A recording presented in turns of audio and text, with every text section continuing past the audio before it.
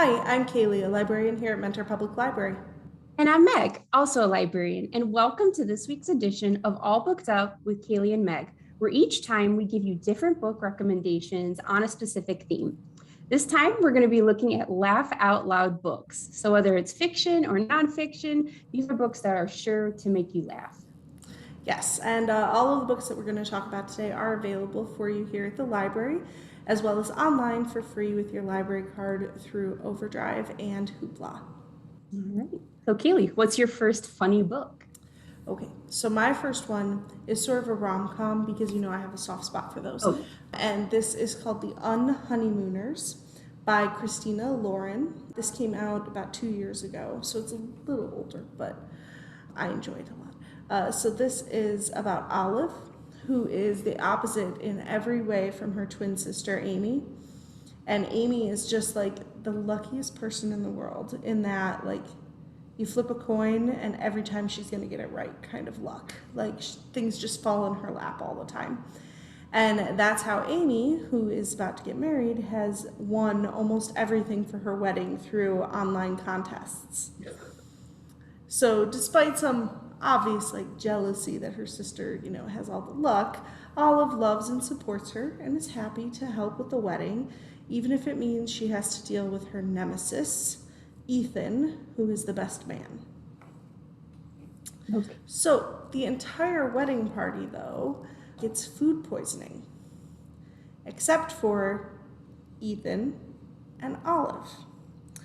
And it seems like Amy's good luck has sort of transferred to Olive at this point because Olive didn't get sick, and Amy insists that Olive needs to take her honeymoon, which she won, of course, and is all expenses paid to this amazing Hawaiian honeymoon that was planned.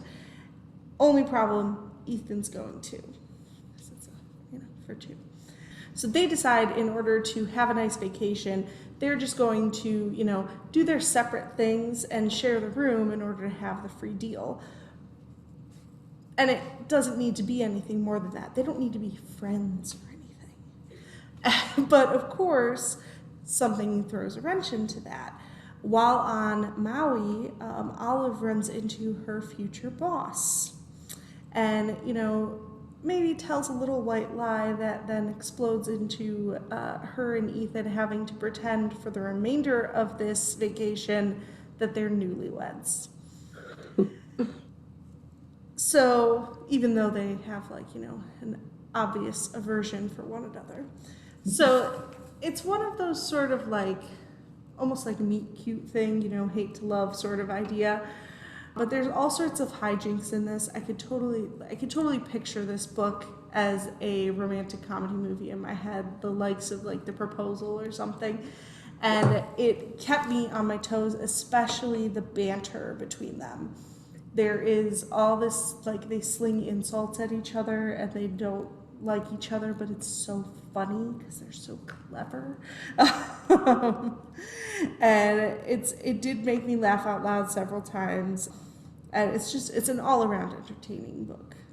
Oh, I love it. Yeah, romance and comedy just go hand in hand, I think, and especially hate to love, like those kind of books and movies are great. And I think that sounds like a really entertaining one.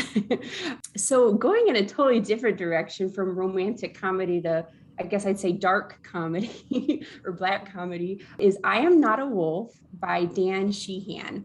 And this is a book where the book actually talks to you. So like in the tense, it's like talking to you, the reader.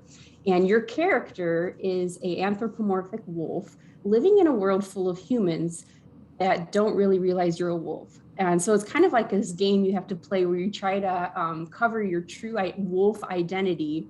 And it's also told in the format of like a choose your own adventure book. I don't know if any of you read this type of book as a kid. It's a type of book where each page has a little at the bottom of the page, two choices you can make. And so you go to one page if you choose one, or you go to a different page and the story can go in a totally different direction. So it's a really fun interactive book where the reader's choices actually have an impact on how the story is going to go. So I find that pretty entertaining for one. And then it's just flat out funny in the hilarious situation the book puts you in. So you're obviously this wolf character. You have to ride a bus, you go on a date. You have to do water cooler like talk without like arousing suspicions. So it's really hilarious situations. When you're on the date, you have to try and avoid bringing up how much you love ham, all these little cues. So it's just really funny. And it's one of those books where like the humor, you can look at it very surface just of how funny it is, but it also covers like more serious themes of identity and like, things like living as a kind of an outsider in the world. So you can take it however you want to take it, as light or as deep as you want, but it's just a funny book all around and really kind of a unique reading experience in my opinion. Yeah, that sounds like nothing I've ever heard of before. So that sounds really fun. Yeah. So my next book is Solutions and Other Problems by Allie Brosh. So this is the so long awaited follow-up to Brosh's book Hyperbole and a Half. This book was finally released last fall after many misleading publication dates. This is one of those books that I thought was never actually going to happen because it kept getting pushed back. Now, I loved Hyperbole and a Half. I've read it through several times, and the author, if you're not familiar, has a blog, or did have a blog is how it all started, where she would draw these very simplistic drawings while telling these really funny stories. And a lot of times she focuses on very serious things but puts humorous spin to them. So much like her first amazing book, Solutions and Other Problems bounces around from her childhood into adulthood, recounting these funny and strange incidents in her life. She openly mocks what a weird kid she was and shares stories about her and her sister as children, including the fact that she got stuck in a bucket multiple times, 19 times, the same bucket. Oh. She broke into her neighbor's house because she was curious. And just so much more questionable behavior that occurred. And those stories are like my favorite because it's like she's so odd and the art so very well accompanies it. The weird facial expressions, even though it's so simple, the drawings just really jump out at you. Brosh also explores all these weird animals that she's encountered and loved in her life, despite their obvious craziness. The dog who tried to eat the TV because the whale sounds made it upset. There was a cat named Squirrel that was obsessed with a certain toy mouse and hated all of the others. And, they were all the other toy mouses. Garbage, of course. And she does, as I said, tackle a lot of serious issues as well. Her divorce, her serious illness that she went through, the death of a loved one, depression. And these are things that previous readers will be familiar with her sort of bringing up. She's very honest. It's a memoir graphic type book. But she's very honest, and she does definitely bring the humor even to the darkest situations. She can see through like past reflection how ridiculous she was acting in different times. And she does bring laughs even in these dark times. So that's one of the things I love about her work, is that she mixes in these very realistic dark things, but she shows you that, there still can be something funny about these situations.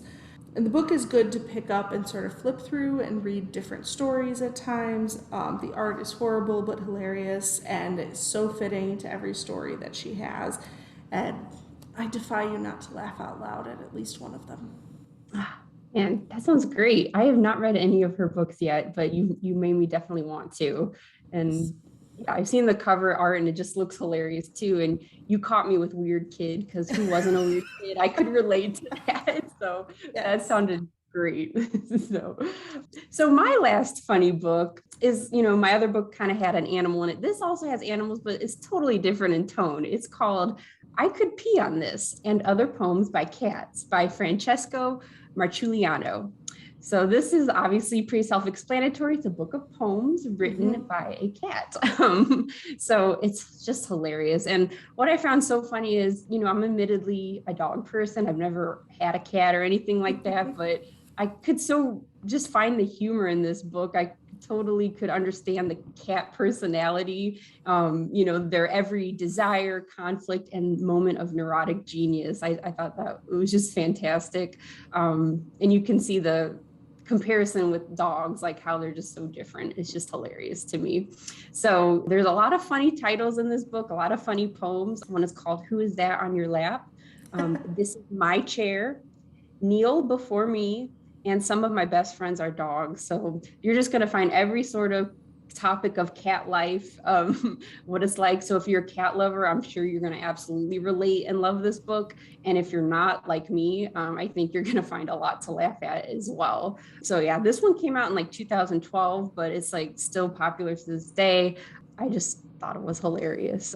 As the book says in the jacket, and I thought this was hilarious, sometimes meow just doesn't quite get the point across, which is why you need to read these poems. All right. So yeah, that's my last one. Thank you for joining us, guys. I hope you found some really funny books to read, just to have some lightheartedness, especially with what we've been going through the last couple of years. So, just take a moment to laugh and pick one of these books. So yes, hopefully you'll enjoy some of our selections and, stop in and tell us some of yours. Yes. Thank you and happy reading. Bye.